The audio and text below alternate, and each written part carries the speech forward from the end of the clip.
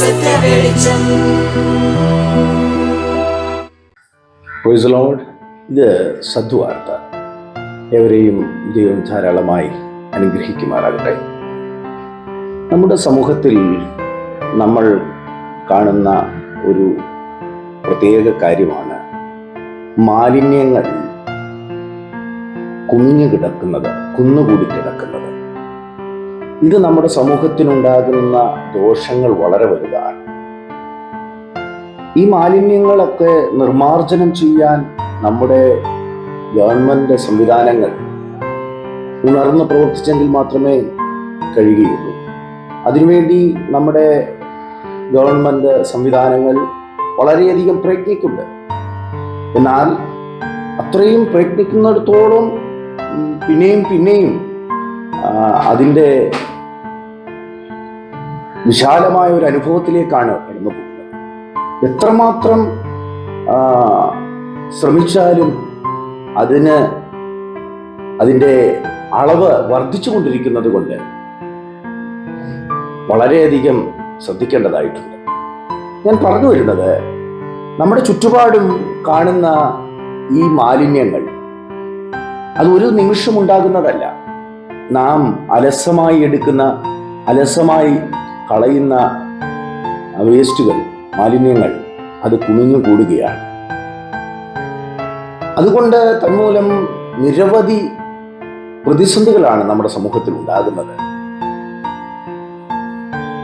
പകർച്ചവ്യാധികൾ, മറ്റ് വിവിധമായ യാത്രാ ബുദ്ധിമുട്ടുകൾ, അങ്ങനെ വിവിധമായ പ്രശ്നങ്ങൾ നമ്മുടെ സമൂഹത്തിൽ സൃഷ്ടിക്കപ്പെടുന്നുണ്ട്. ആയതുകൊണ്ടാണ് നമ്മൾ അതിനുവേണ്ടി പ്രത്യേക സംവിധാനങ്ങൾ, ഒത്തിരി പണം ചെലവാക്കി നമ്മുടെ ഗവൺമെന്റ് സംവിധാനങ്ങൾ അതിനുവേണ്ടി പ്രയത്നിക്കുന്നത്. എന്നാൽ അങ്ങനെ അവർ ഉണർന്ന് പ്രവർത്തിച്ചെങ്കിൽ മാത്രമേ ഈ മാലിന്യങ്ങൾ നീക്കം ചെയ്യുകയുള്ളൂ. അത് ഒരു വസ്തുതയാണ്. എങ്കിലും നമ്മൾ അത് ശ്രദ്ധിച്ചാൽ ഒരു പരിധിവരെ നമുക്ക് സമൂഹത്തിൽ സൃഷ്ടിക്കപ്പെടുന്ന പ്രതികൂലങ്ങളെ നമുക്കിത് നീക്കം ചെയ്യുവാൻ കഴിയും. നമ്മൾ അലസമായി കളയാതെ അത് നിക്ഷേപിക്കേണ്ട സ്ഥലത്ത് മാത്രം നിക്ഷേപിക്കുകയും ഒക്കെ ചെയ്തു കഴിഞ്ഞാൽ ആ മാലിന്യങ്ങൾ വളരെ ദോഷം വരുത്താത്ത നിലവാരത്തിൽ നമുക്ക് നമ്മുടെ സമൂഹത്തെ നിയന്ത്രിക്കുവാൻ കഴിയും.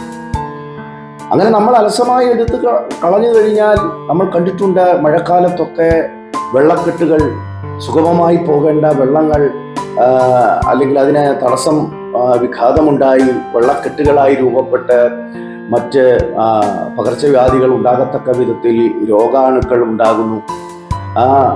നമ്മൾ പോകേണ്ടുന്ന വഴികൾ സുഗമമായി പോകുവാൻ കഴിയാതെ നിരവധി പ്രതിസന്ധികൾ സൃഷ്ടിക്കപ്പെടുന്നത് നമ്മൾ കണ്ടിട്ടുണ്ട്. ഇതിൻ്റെ എല്ലാം പിന്നിൽ നാം അശ്രദ്ധമായി പ്രവർത്തിക്കുന്നത് കൊണ്ടാണ്. അതിന് ഒരു മാറ്റമുണ്ടാകണം. മാലിന്യങ്ങൾ കുമിഞ്ഞുകൂടിയാൽ നമ്മുടെ സമൂഹത്തിന്റെ നിലനിൽപ്പ് തന്നെ അപകടത്തിലാകും.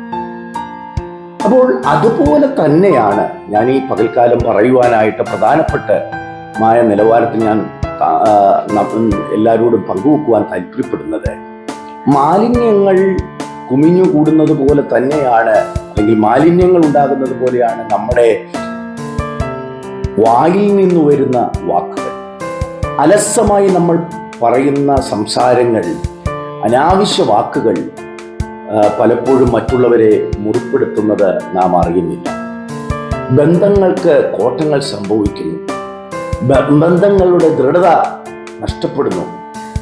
ഊഷ്മളമായി പോകേണ്ടുന്ന ബന്ധങ്ങളെ എല്ലാം വിഘാതം വരുത്തുന്ന നിലവാരത്തിൽ വാക്കുകളുടെ പെരുപ്പം മൂലം, അനാവശ്യമായി പറയുന്ന വാക്കുകൾ കൊണ്ട് സമൂഹത്തിന്റെ, കുടുംബത്തിന്റെ ഒക്കെ ബന്ധങ്ങൾക്ക് നിലനിൽപ്പ് തന്നെ ഇല്ലാതാകുന്ന സാഹചര്യങ്ങളുണ്ട്. ഈ പകൽക്കാലം ഞാൻ പറഞ്ഞു വരുന്നത്, നമ്മൾ വളരെ ശ്രദ്ധയോടുകൂടെ സംസാരിക്കുവാനായി ശ്രമിക്കുക. നമ്മൾ പറയാൻ താമസവും കേൾപ്പാൻ വേഗതയും എന്ന തിരുവചനത്തിൽ നമുക്ക് കാണുവാൻ കഴിയുന്നുണ്ട്. നമ്മുടെ ജീവിതത്തിൽ നമ്മൾ പറയുന്ന ഒരു കാര്യം 2 വട്ടം ചിന്തിച്ചിട്ട് വേണം പറയുവാനായിട്ട്. ഇത് ഇങ്ങനെ പറയുന്നത് കൊണ്ട് മറ്റൊരാൾക്ക് ബുദ്ധിമുട്ടുണ്ടാകുമോ, അതോ ഇപ്പോൾ പറയണമോ ഇങ്ങനെ പറയുമ്പോൾ അവരെങ്ങനെ അത് ഉൾക്കൊള്ളും എന്നൊക്കെ ചിന്തിച്ചിട്ട് വേണം നാം പറയുവാൻ. വളരെ ശ്രദ്ധയോടുകൂടെ വേണം നമ്മുടെ വാക്കുകൾ നമ്മൾ ഉപയോഗിക്കുവാൻ. ഇല്ല എങ്കിൽ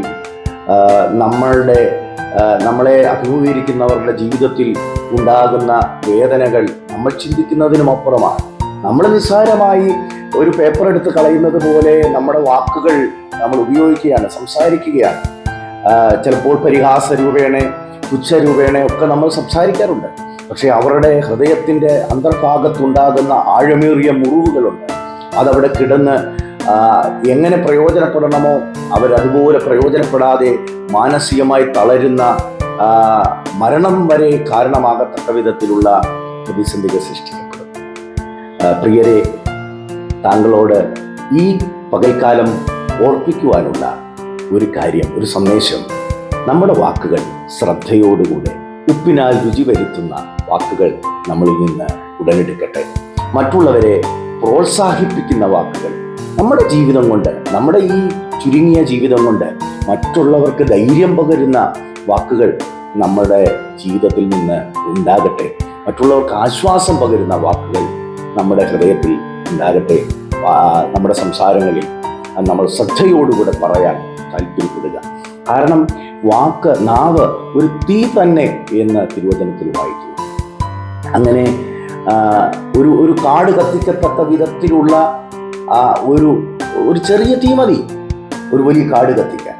അങ്ങനെയെങ്കിൽ നമ്മൾ പറയുന്ന ചെറിയ വാക്കുകൾ അത് മറ്റൊരാൾക്ക് എന്തുമാത്രം പ്രതിസന്ധികൾ, അല്ലെങ്കിൽ നമ്മൾ ഉൾപ്പെടുന്ന സമൂഹത്തിന്, സഭയ്ക്ക്, ദേശത്തിന് ഒക്കെ അത് പ്രശ്നങ്ങൾ സൃഷ്ടിക്കപ്പെടും.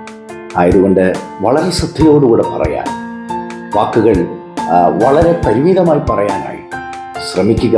അത് നമ്മുടെ ജീവിതത്തിന്, നമ്മുടെ സമൂഹത്തിന് പ്രയോജനകരമായി തീരും. ബന്ധങ്ങൾ ഊഷ്മളമായി തീരും. ഈ പകൽക്കാലം ഏവരെയും ദൈവം ധാരാളമായി അനുഗ്രഹിക്കുമാറാകട്ടെ. God bless you.